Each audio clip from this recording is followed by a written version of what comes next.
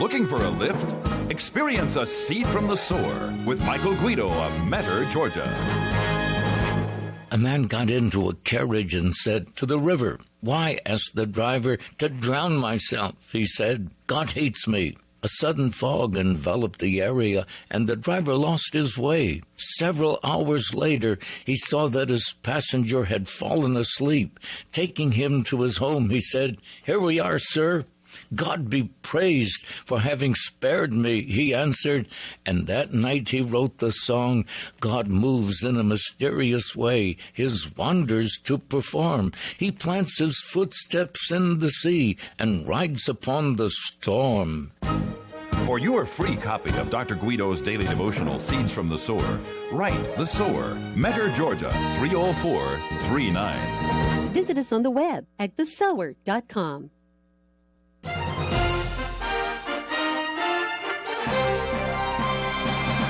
VCY America presents Crosstalk, a nationwide call-in program discussing issues that have an effect on our families, our communities, our churches, our nation, and our world. Crosstalk, an opportunity for you to voice your concerns for biblical principles.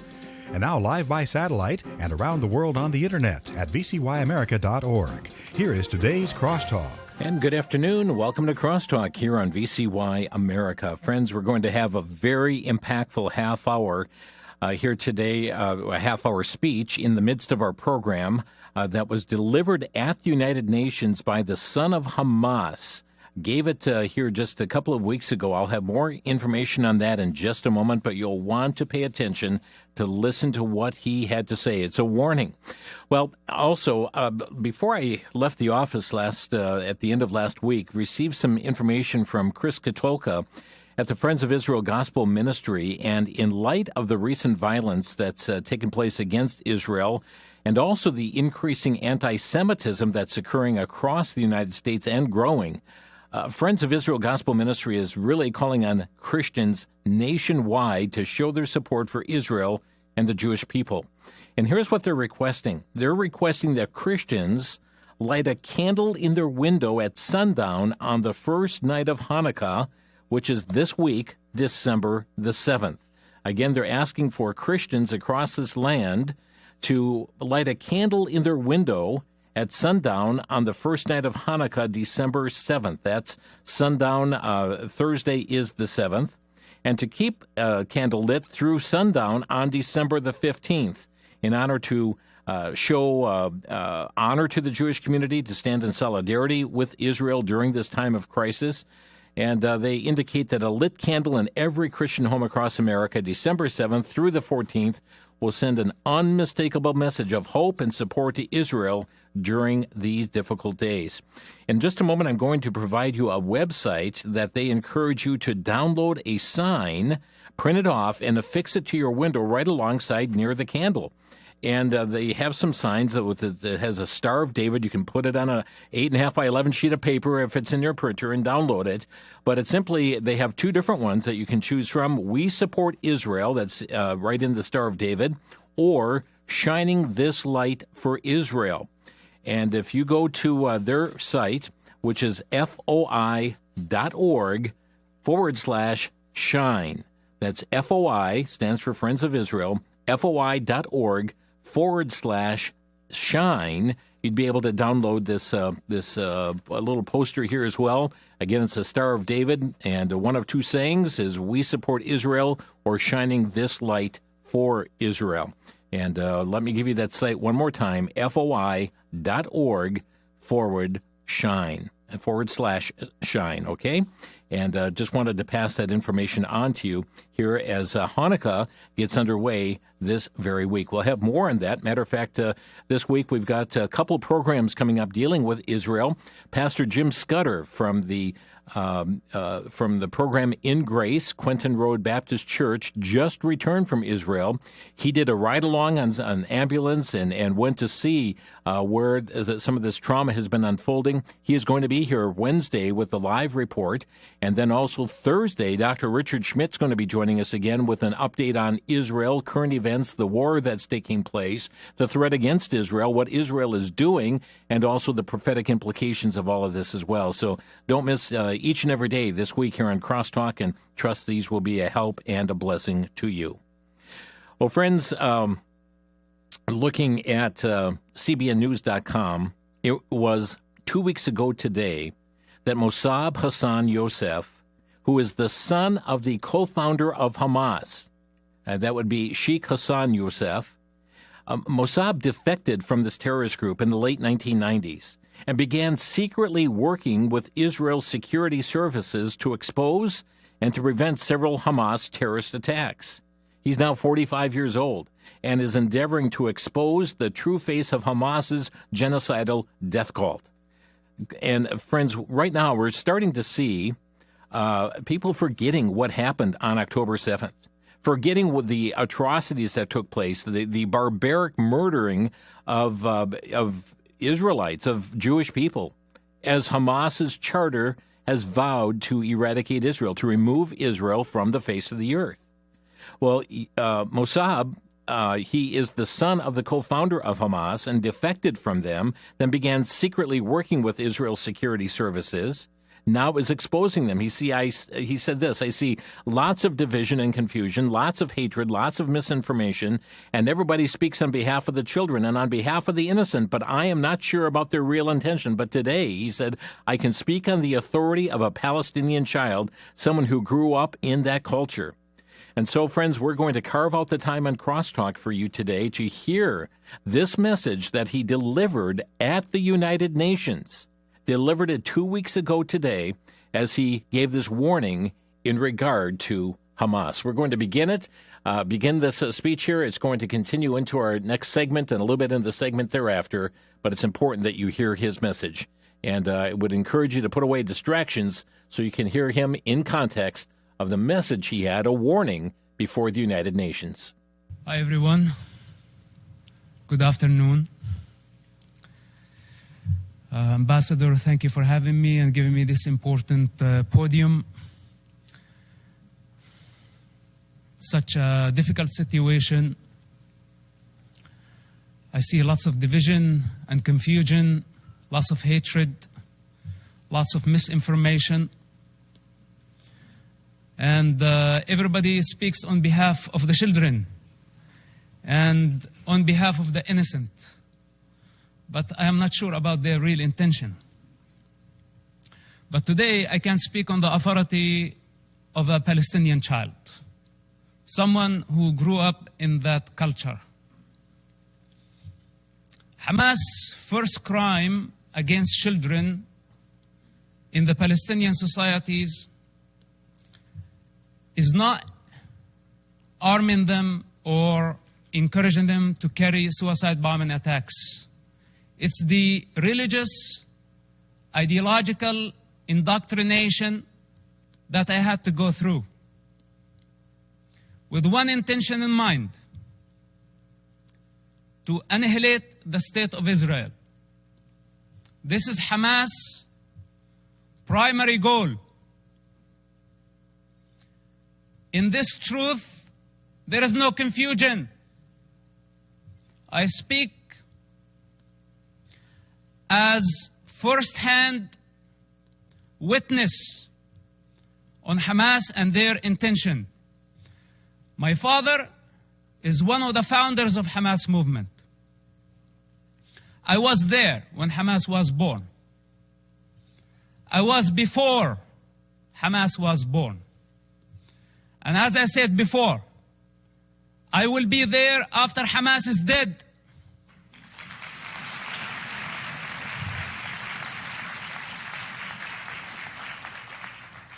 I am not a part of propaganda. I don't work for nobody. I only represent myself. And on this authority, I speak. So don't be mistaken. And take my words very carefully. Hamas is committing a crime against this generation and the next generations to come. So blaming Israel is not going to solve the problem. Imagine a 10-year-old child when I disobeyed Hamas, I was tied up to a post, and I was whipped by Hamas top leader, and I don't want to mention his name because he's not worthy.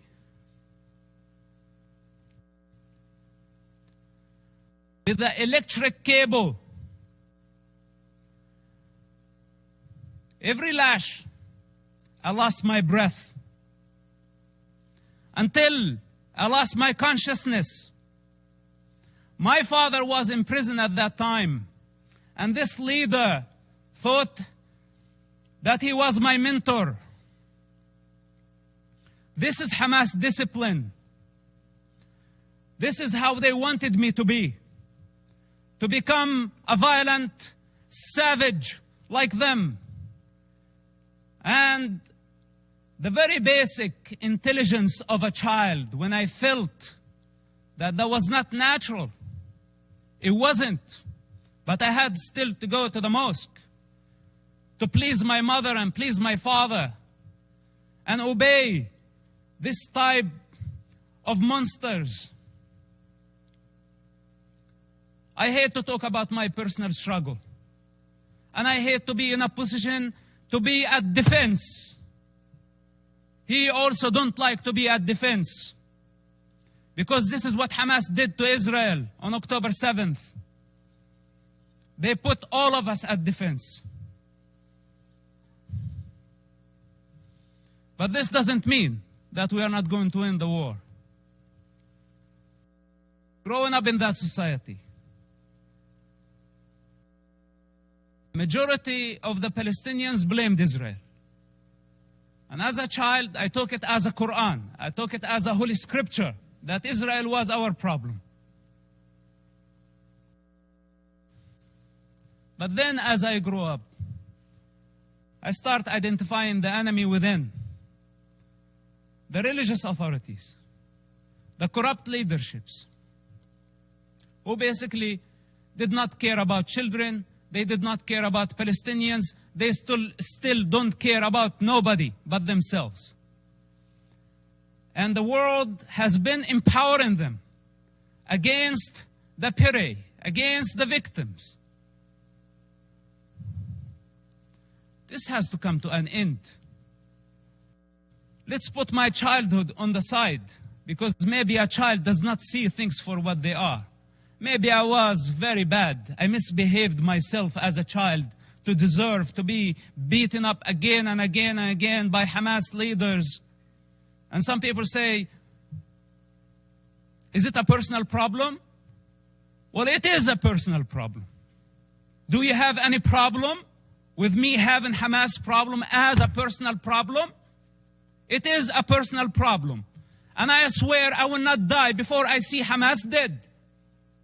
Can I make this a goal to my life?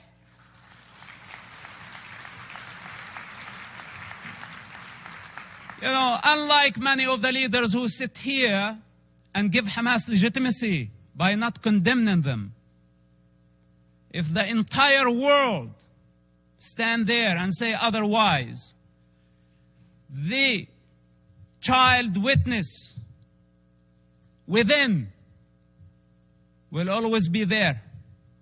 And nobody can deceive that child anymore. Then, as I grew up, I become the Hamas or the Islamic student movement president in our town. And I became part of the movement.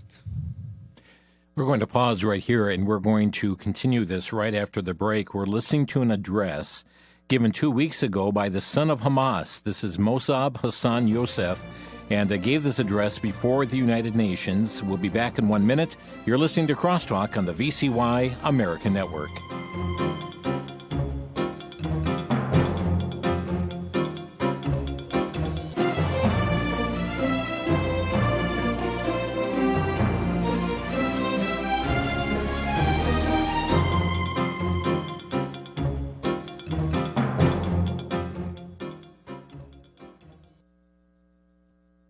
Back to Genesis with Dr. John Morris, author and seminar speaker with the Institute for Creation Research. Dr. Morris, can you use ordinary things as a witness for creation? You certainly can, Chris. In fact, you can use an automobile or an airplane or a radio station or most design systems to witness to the design in creation. If a radio station needs a designer, then certainly things much more complicated, like life, need a designer. If you know anything about geology, you can use the road cuts through mountains to witness the Noah's flood. You can see the strata, obviously laid down by moving water, and point out that these strata typically go for miles in every direction, maybe thousands of miles, speaking eloquently of widespread deposition due to water action. Yes, indeed, Chris. Creation and the flood are clearly seen from evidence all around us, and we can use them to witness to that back to Genesis truth. Thanks, Dr. Morris. For more information, you can find us on the web at www.icr.org.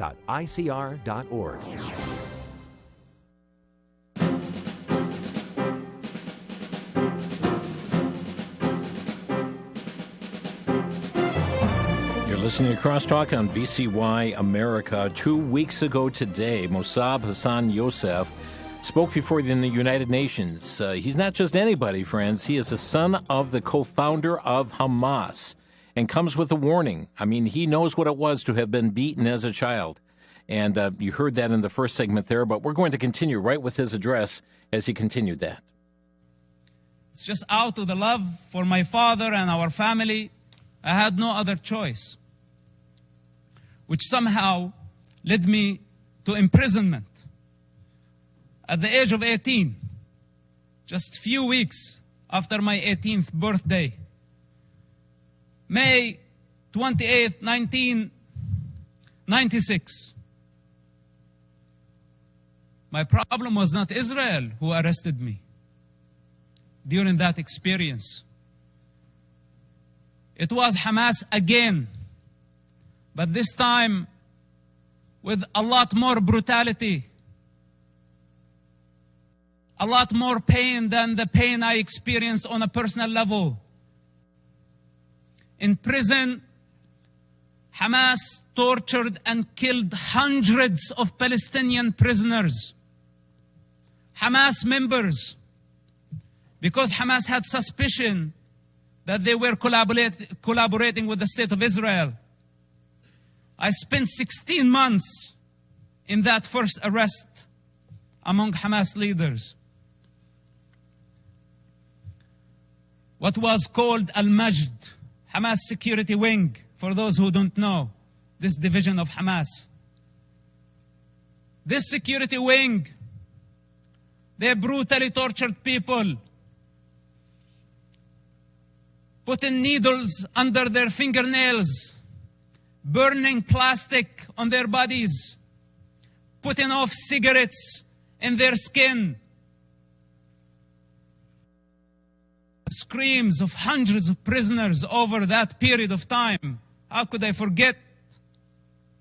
And I don't wish for any of you to go through such experience to realize what type of monster we are dealing with.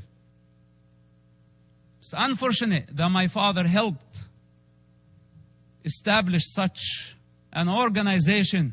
And I don't mean to dishonor him. I love my father and I will always do. I'm not here to dishonor my people. I love my people.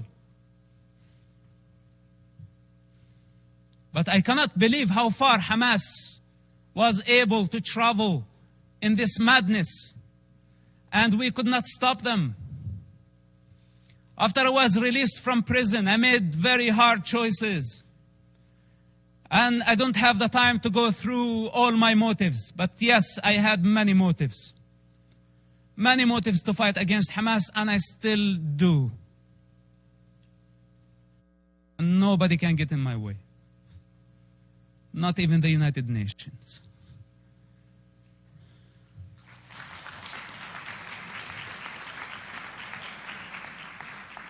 So the choices I made were against any rational mind.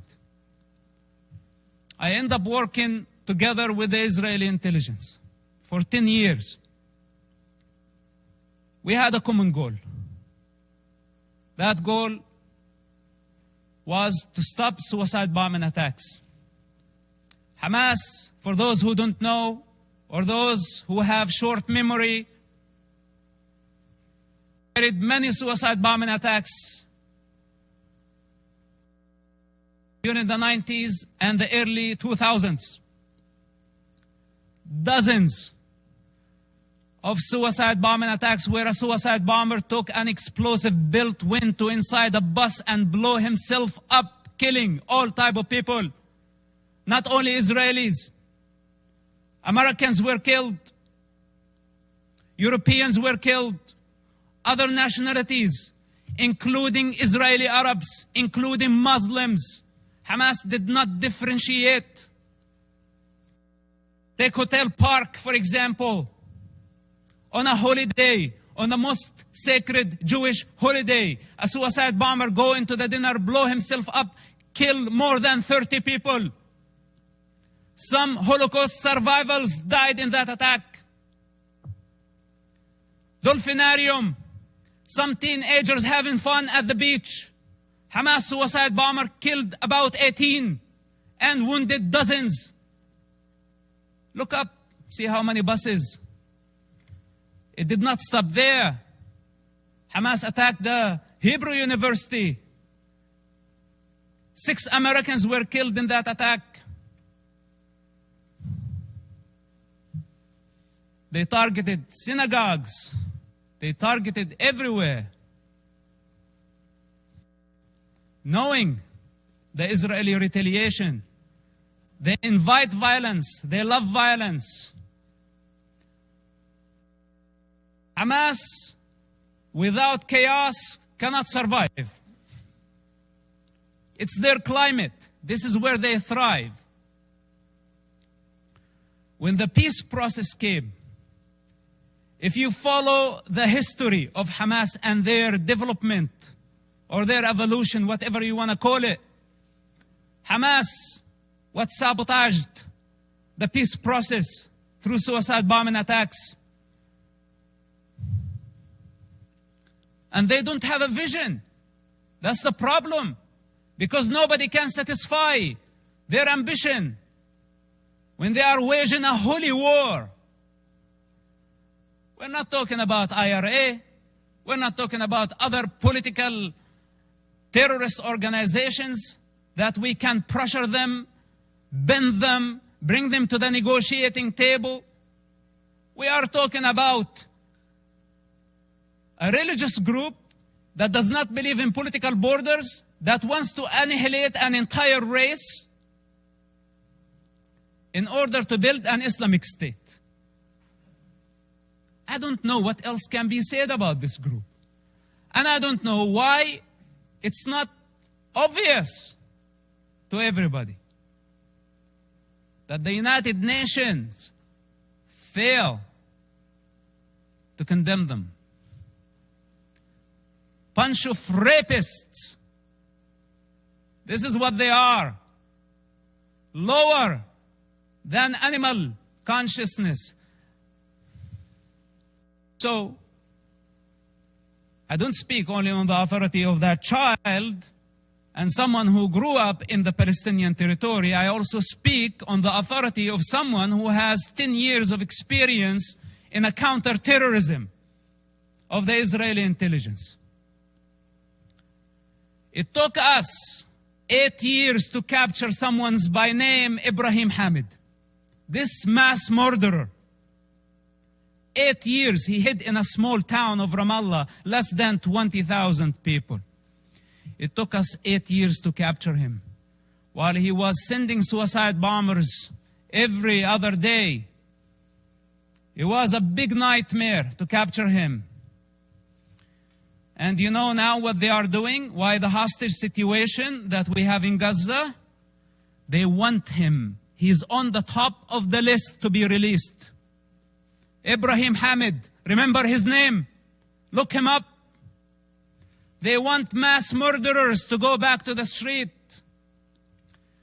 And if you ask yourself, the guy that you saw earlier, Yahya Sinwar, with the child and the rifle, this guy was released just recently. part of the prisoner exchange with Israel, when Israel had to release more than 1,000 Hamas members to return one Israeli soldier back to his mother. And Hamas had a taste to that. So they thought this time they can go and bring 200 hostages and more. So they can bring the only true democracy in the Middle East to its knees. This is why it's a very brutal war. For those who are in the intelligence communities, they understand the significance of this.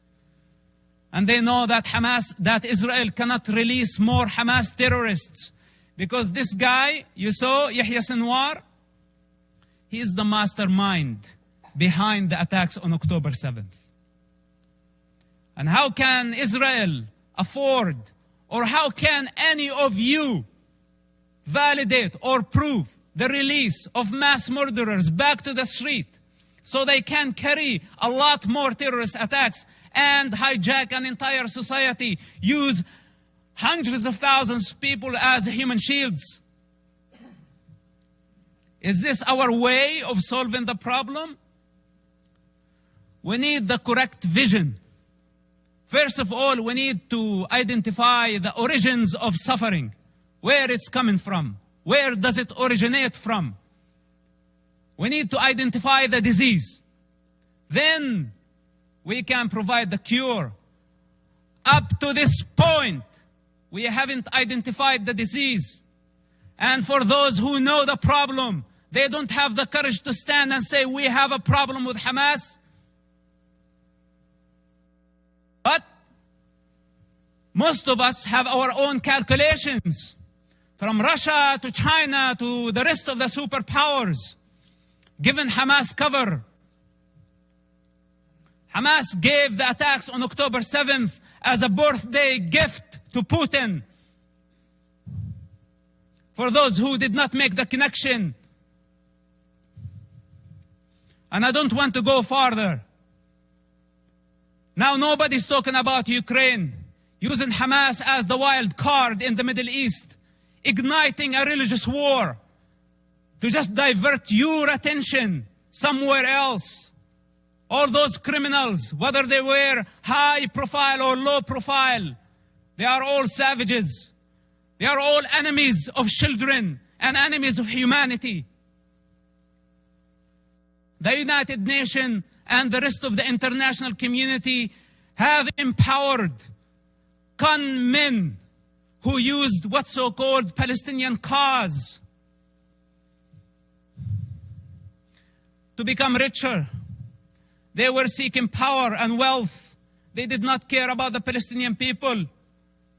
As the children of Gaza sink in despair and poverty, leaders of Hamas, along with their families and their entourage, enjoy the Four Seasons Hotel in Doha, Qatar. We can continue putting our head in the sand. But then we have escaped our responsibility. I can go on and on for hours. Or should I say for 6 years of my life. But I don't have the time. I don't have the time. We're going to pause right here to catch the rest of his message coming up that was delivered 2 weeks ago before the United Nations. This is Mossab Hassan Youssef. He is the the son of Hamas. He is the son of the co-founder of Hamas, and gave this warning speech before the United Nations. We continue to see Palestinian uprisings, pro-Hamas uprisings around the world, and yes, even here in the United States. And he's going to have a warning, especially for what's happening in Europe as to the slide that is taking place. And we'll have more on that after the break. This is Crosstalk coming your way from the VCY America Network.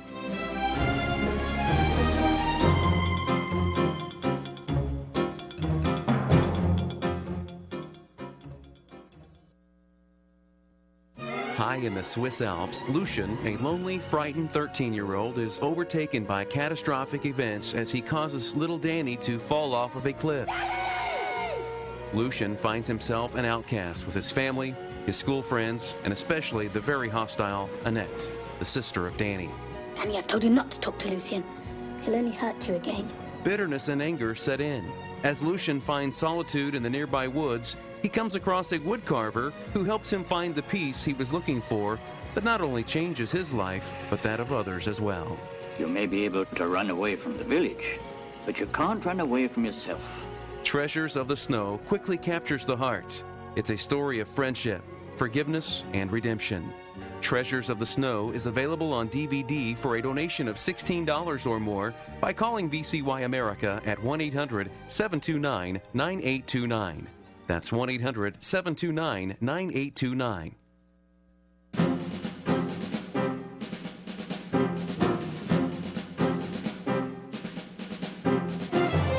This is Crosstalk coming your way from VCY America, and today we are listening to a speech that was given 2 weeks ago by Mossab Hassan Youssef, the son of the Hamas co-founder Sheikh Hassan Youssef, who defected from the terrorist group in the late 90s. He secretly worked then with Israel's security services, exposing and preventing several Hamas terrorist attacks, and has warned as to what has taken place on October the 7th. He spoke before a UN group 2 weeks ago. We're sharing that address with you here today as his warning continues. Let's get right back to his message. If we don't eradicate Hamas this war and this time, if we don't eradicate them, the next Gaza war is going to be deadlier. It's going to be much greater. If today we are complaining about 10,000 casualties, even though I'm not sure about the numbers because it's Hamas statistics, I don't trust anything they say or anything they do. But even if it was true, it's actually a miracle that we have only this number. The next war, we will talking about hundreds of thousands. This is the fourth war with Hamas and the fifth war in Gaza, because also Islamic Jihad had their own war. If we don't eradicate Hamas and other terrorist groups in Gaza this time and give Gaza back to the people of Gaza, we will give them legitimacy. We will show them that we are afraid. And tomorrow, they will come back with vengeance. What made Hamas attack this time a lot stronger than the past wars, because under the international pressure, we had to negotiate with them. And we had to give them legitimacy. This is what encouraged them and gave them power. You know, Qatar, for example, it's a member of the United Nations, playing the mediator, etc. They could have fooled me. They are the ones hosting Hamas. They are the ones who have been funding Hamas. Russia, Musa Abu Marzouk, a Hamas top leader, was in Moscow just yesterday. Okay, to be more accurate, a week ago. What's this? Where democracies should be united in fighting such savages. All of us saw Hamas. You call a hostage situation, but you want the true term Hamas uses for this? Booty. It's not even hostages. It's not war prisoners. All of us saw Hamas, savage, grab a teenager girl from the neck, pushing her into the unknown. That's your very freedom. That girl represents your freedom. And none of us thought about the mother of that kid. and how she felt about seeing her daughter being dragged that way by a savage who wants to dominate, who sees women as a property. This is how Hamas sees women, a property, something they can own. As they want to own territory, more territory, their lust, their sexual lust, their lust for power, their lust for territory. I had to die many times in order to transcend this mentality. So we are talking about a big problem. It's beyond Israel. And here is the danger. And with this, I will conclude. The danger if Israel fail their war in Gaza, which is a brutal war, because if it was open war, Israel would annihilate Hamas in no time, matter of hours, let's say days. Hamas is finished. But since Hamas strategy, it's a strategic thing of Hamas to take human shields. This crime cannot be forgiven. None of us should forgive this crime. Gambling with children's blood for political gain, it doesn't get worse than this. So Israel now got stained by blood. This is what Hamas wanted to happen from day one. They wanted to sacrifice thousands of children so Israel can take the blame. Digging tunnels and bunkers under hospitals, schools, launching missiles. A Hamas misfire, how many people killed at a hospital, and they went so fast to blame Israel, and the rest of the world listened to them and listened to their propaganda. Nobody is concerned to check what is true and what is false.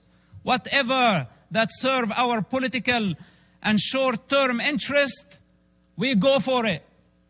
Suicidal, not knowing that we are going against evolution. We are going against the collective consciousness of humanity. We're going against the interest of children, the defenseless children who has no one to speak on their behalf. They don't have the power to discern. And yes, they are dying.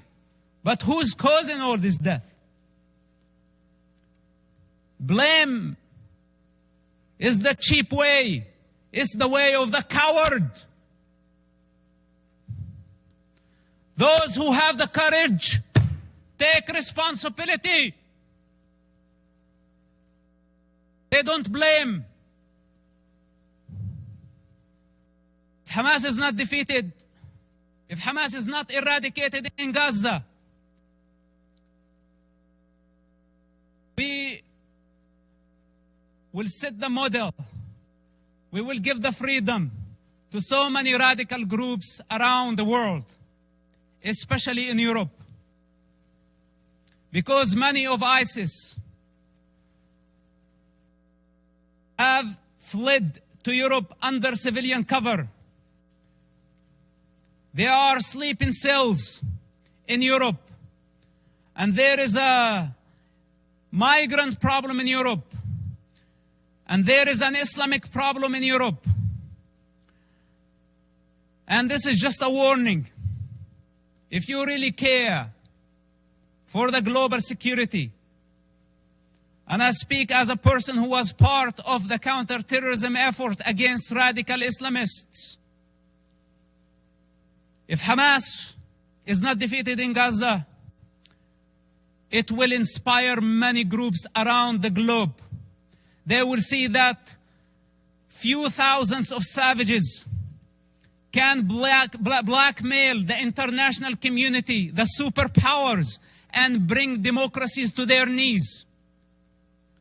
Many of them are watching now, and many of them are very happy about how the world is responding.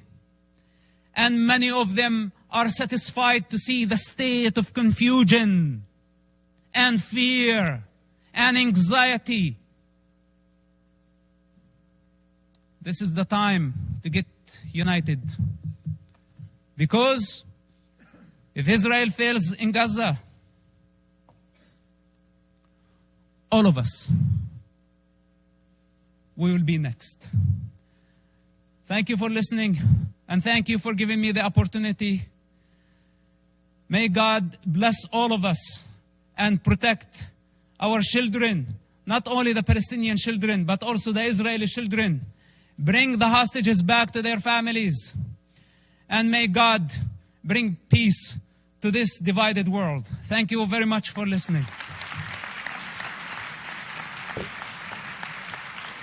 Well, friends, you just heard this address that was given 2 weeks ago by Mossab Hassan Yosef. He is the son of Hamas, of one of the co-founders of Hamas, and giving this message of warning, CBN News also reports in his latest speech to the group, Facts on the Ground, he said, what we witnessed on October 7th, that was not the first attack by Hamas. Prior to that, Hamas killed thousands of Israelis and hundreds of Palestinians, and Hamas is responsible for the retaliation and sabotaging the entire peace process in the Middle East.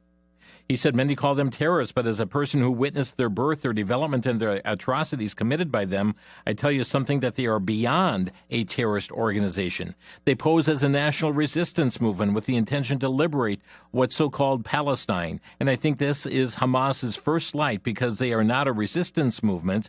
Hamas is a religious, ideological movement waging a war, a holy war against a race, against a nation. They are not political, Yosef said. He said if they were a political party, they would not believe in political borders. They would believe in political borders, but they want a global state. So there is no such thing as Palestine Hamas movement and all the pro-Palestine groups, which of course they have the right to express themselves. I'm not against freedom of speech, that everyone have their own independent opinion, but unfortunately they are giving directly and indirectly support to a savage group that just committed genocide against entire communities. They wiped out everything in their way, killing children, women, raping, burning, systematically, ethnically cleansing a race over because they are Jews, he said.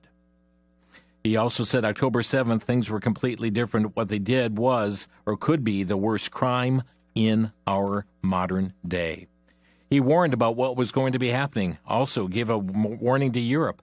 And friends, just in recent days, we see in Germany, police are calling a crime wave by migrants frightening. 2015 it was. Chancellor Angela Merkel announced that she was opening wide the doors of Germany to more than 1 million migrants, almost all of them Muslims, assuring German citizens, we can do this. Well, after 2015, the open door policy continued, albeit slightly reduced numbers. Not 1 million, but hundreds of thousands of Muslim immigrants having been led into Germany every year since 2015. And friends, what we are seeing take place, and a matter of fact, there was data by John Cody of Remix News entitled Frightening, Germans are assaulted, murdered, and raped in huge numbers by migrants. Last year, 47,923 Germans were victims of violent immigrants, according to statistics from the German federal government, with one top police union official describing the data as frightening. We're talking directly from the Federal Criminal Police Office's situation report on serious crimes committed by foreigners who came to the country as refugees and asylum seekers. Friends, that's what's happening at our borders, too. Asylum, we hear. And there are many OTMs, that's other than Mexicans, coming across U.S. borders. What happened last week? Well, in Paris, a Muslim with a knife and a hammer on the terror list screams, Allahu Akbar, murders one person, injures two others. The alleged perpetrator of the attack was arrested by police, and then during his arrest threatened police with a hammer, shouting Allah Akbar, a policeman told La Parisienne. We also have German police foiled an Islamic terror plot to attack a synagogue and the Christmas market. And friends, it continues in the United States as well, as this past Friday, bomb threats were made against 15 synagogues in New York State.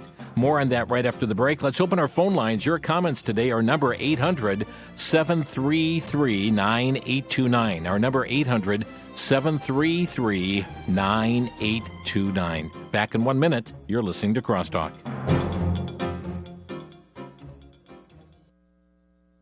For the Worldview Report, I'm Brandon House. Our website is worldviewreport.com. I'm not sure I ever thought I would see the day, but in late November 2023, the former director of the National Security Agency, and he was also the director of the CIA at one time, General Michael Hayden, retweeted a tweet. And the picture was of a lady, probably in her 60s, holding a Bible, and then her handgun, and the American flag, stating, I am committed to the Bible, a biblical worldview. I believe in the Second Amendment, which comes from a biblical worldview, the right to defend oneself. And she had the flag. I'm patriotic. I believe in honoring those who have sacrificed for liberty and freedom. Well, the former NSA CIA director retweeted that and said, when asked with a picture next to a terrorist, what's the difference? He said, no difference at all. That's how they view us Christians.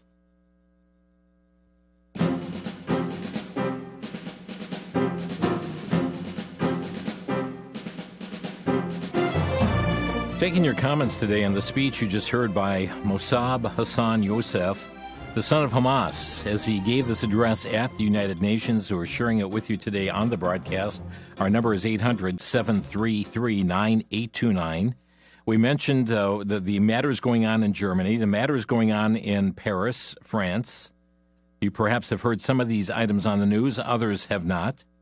But then also, this past Friday, bomb threats made against 15 synagogues in New York State early Friday morning. That's according to a Jewish security agency in New York City. They were made against 5 synagogues in Manhattan, 2 in Brooklyn, 1 on Long Island, 2 in Westchester County, 5 in other parts of upstate New York, according to the Community Security Initiative that coordinates security for Jewish institutions in the New York City area. The message said this: there are multiple explosives inside the synagogue, read one of the threats sent Friday via email. These explosives will go off in a few hours and I will make history. I will make sure you all die. Friday's threats also come amid a spike in anti-Semitic attack, hate crimes in New York City and across the United States following the October 7th Hamas attack on Israel and the ensuing war in Gaza. Jews are constantly targeted in hate crimes more than any other group in New York City. Over 230 anti-Semitic incidents reported to the police so far this year. And then, as Todd Starnes points out here on Weekend News as well, that congressmen's homes vandalized with pro-Hamas messages. Congressman Adam Smith, Washington State, said his home was vandalized by pro-Hamas sympathizers. Red spray paint used to write a message on the congressman's garage door. U.S. Capitol Police working with police in Bellevue on that. Also, we have 3 other members of Congress have been victims of vandalism, including Representative Dan Goldman of New York, Senator Martin Heinrich of New Mexico, and Representative Monica De La Cruz out of Texas. Someone spray-painted "Israel kills Jews too" on the district office that she holds. Taking your comments today on Crosstalk, let's begin with Laura in South Dakota. Laura, you're on the air. Yes, Jim, thank you for your program today. You know, it's so true what that Hamas leader is saying and, you know, what the Bible says as far as the end-time events. Yeah. And Jimmy DeYoung used to say, keep looking up, the rapture could happen at any day. Yeah. And I was looking in some of my old commentaries. Henry Ironside had a documentary on Revelation, the book of Revelation. And in there, on page, I want to say 300-something, Jim, Henry Ironside said that the Antichrist and the war that's going on in Gaza right now is like the precursor. There's many pages I could go into. Laura, thank you for the call. We got many lined up behind you here, but thank you for the comments today. Scott in Clarksburg, West Virginia, you're on the air. Yeah, I had a comment. Like, as God's image bearers, we, as humans, have the potential to repent and turn to Christ in faith. Yeah. But when our government, punishes the good, you know, the faith, people that are trying to keep the faith and a good conscience, and rewards evil, we start to lose the potential to bring people to faith. That's why it's important that we have it, you know, make sure that we have a government that allows the potential of people to be realized. That's all I got. Okay, well, thank you. And Scott, let me just say persecution, and we see the Apostle Paul persecuted. And he remarked that because of his bonds, he was able to manifest the gospel and throughout the palace and all of Caesar's household. And certainly the gospel is going forth. We praise God for people whose hearts have been softened to the gospel as a result of all that's taking place at this time. Be praying for workers that are in these nations, that the gospel would be clearly presented and that many will come to faith in Jesus Christ. Let's go next to Jerry in Tomah, Wisconsin. Jerry, you're on the air. Hi. I got a couple things to say. I'll do them quickly. First of all, thank you for putting Pastor Schmidt's prophecy videos on. I plan on going through all of them and hoping to teach our kids gently about it, but truthfully. But I really feel bad for this Mr. Son of Hamas. I've been watching him for weeks, and also the websites from Mr. Tsarfati, Amir Tsarfati, who keeps us all updated on what's going on every day in Israel and all the stuff that the Hamas has been doing to women and children and the cruelty. And when I heard just before the program came on about Mr. Biden, I think it was, said something about him being running out of patience with Israel. How dare he? That's Israel's country, and they're smart, and they don't need the United States telling them the way they should think. And Palestine, that they call Palestine, they have. I wish Mr. Son of Hamas would have brought up the fact that all the times that they have been, Palestine and the terrorists have been offered to have a Palestinian state, that they have refused it. Right. Thank you, Jerry. Thank you for the call. We're going to squeeze one last call in. Brad in West Dallas, you're on the air. Brother Jim, these foreign soldiers coming over here, they're either foreign soldiers if they have a uniform. I don't see any uniforms, so that would mean they're spies. Either way, they're worthy of death. And God says that he who digs a trap, digs a pit for someone to fall in, he himself will fall into it. He who sets a snare for someone, he himself will be caught in it. Yeah. May this all come down on their own head, because the federal government, as it is today, is doing the opposite of what their job is, mainly to protect the U.S. citizens from attacks from foreign countries or domestic enemies. They're doing neither. They're part of it. They're helping the enemy. We've got no obligation to obey them. They're a criminal family that makes the mob look like a piker. Thank you for your comments here, Brad. And friends, very strong opinions on the issues that are taking place. We're out of time here today on Crosstalk, but we thank you for joining us. We've got a couple more programs coming up on Israel later this week, Wednesday and Thursday, that we hope you'll stay tuned and listen to. But friends, continue to be praying for the peace of Jerusalem and be praying that the gospel will be furthered, that men's hearts will turn from darkness to the living truth. God bless you. Thanks for listening. You've been listening to Crosstalk via satellite and the internet from VCY America. Views expressed may or may not be those of this station. For a CD of today's program, send a donation of $6 or more to VCY Tape Ministry, 3434 West Kilbourne Avenue, Milwaukee, Wisconsin, 53208, or download by RSS or podcast from crosstalkamerica.com. And join us again for Crosstalk.